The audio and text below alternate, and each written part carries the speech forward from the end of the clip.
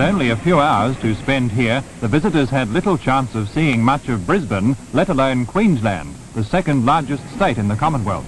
In order to save time, the official party had had lunch on the plane from Canberra. They left Brisbane Airport in separate cars.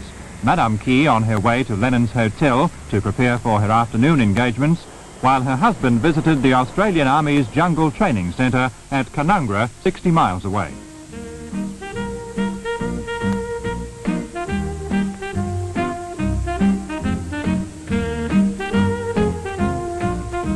The Australian Minister for the Army, Mr. Fraser, introduced the Prime Minister to senior officers at the centre.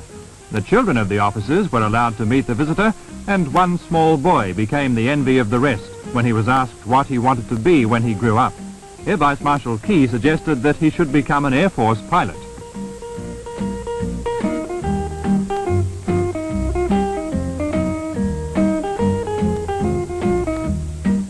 Shortly after his arrival in Australia, the South Vietnamese leader had paid tribute to Australian servicemen in Vietnam. He said they were even respected by the enemy, who had a saying, "If there's contact with the Australians, you had better watch your flank." Therefore, he was particularly interested in seeing their training methods.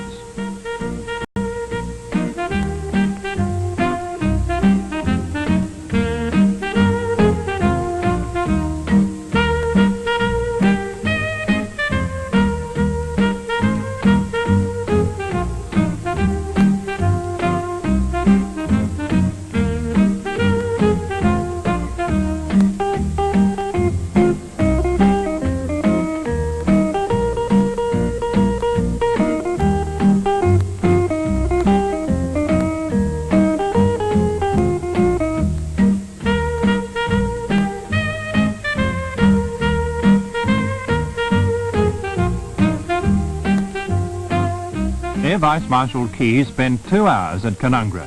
Before being flown back to Brisbane, he presented hand-carved ivory batons to the Commander Northern Command and to the Camp Commandant.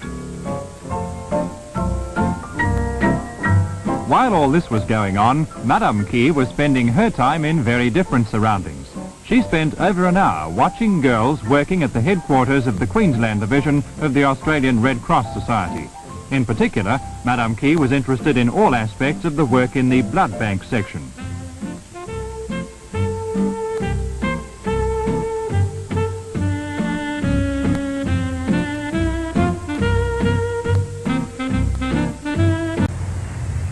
During the day, crowds were friendly outside the Red Cross headquarters and Lennon's hotel as Madame Key arrived and departed. But by the time her husband arrived back from Canungra, the crowds had built up to almost 2,000, including many anti-Vietnam demonstrators.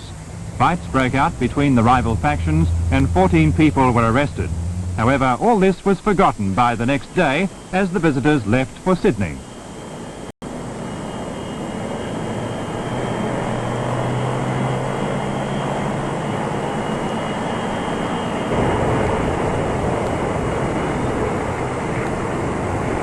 The second Air Vietnam plane carrying many of the official party followed the RAAF Viscount carrying the Prime Minister.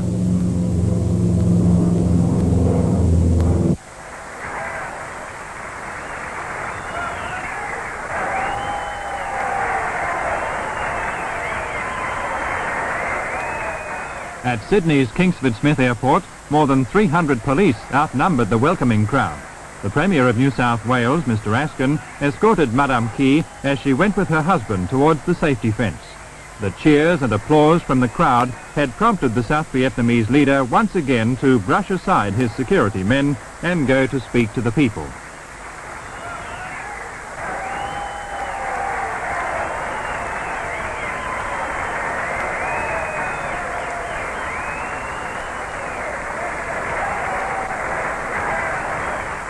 Sydney, with a population of 2.25 million, is the largest city in Australia.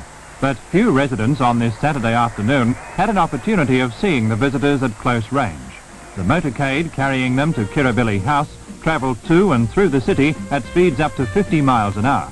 Small groups of people dotted the route, and at one of the city's busiest intersections, several hundred people lined the road, most carrying posters in support of the distinguished visitor. A carload of police and security men headed the procession with Air Vice Marshal Key's limousine and other official cars flanked by a line of police motorcycles.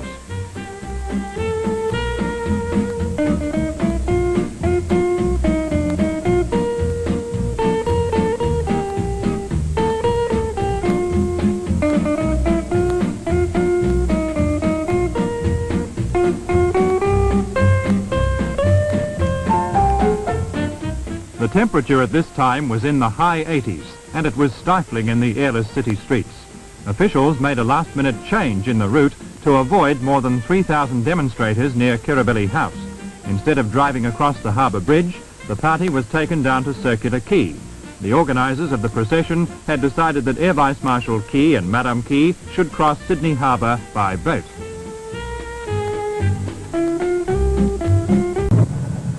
The Governor of Victoria, Sir Rowan Dellicombe, and Lady Dellicombe greeted their guests and all posed for the cameramen before moving inside.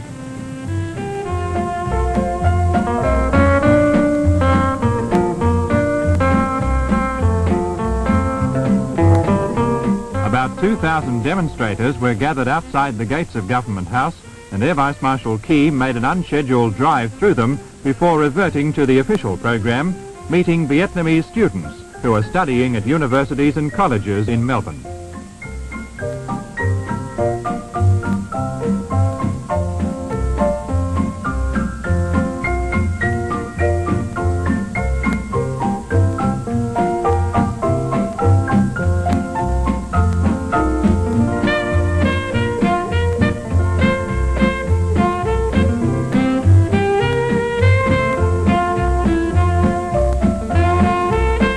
Then came the last news conference, at which Air Vice Marshal Key impressed with his skill at answering the varied questions put to him. Coming back to your Australian visit, are you sure, now that it's almost over, that you've seen enough of the Australian people to get your message across? Are you satisfied that we saw enough of it?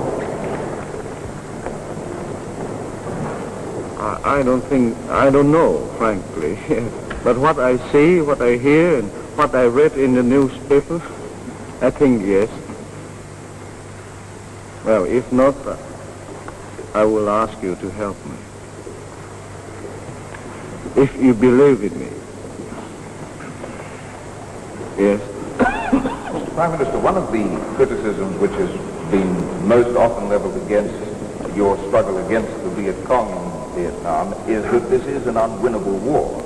Obviously, you don't think that it is an unwinnable war, but would you agree that it is possible that the war against the Viet Cong is unwinnable?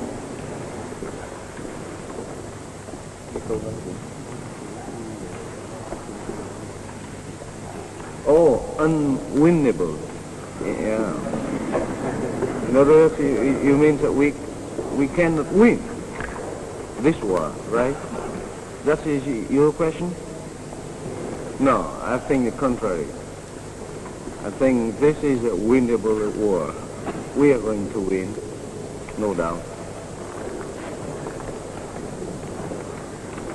Prime Minister, With your permission. It make me nervous all this. Yes.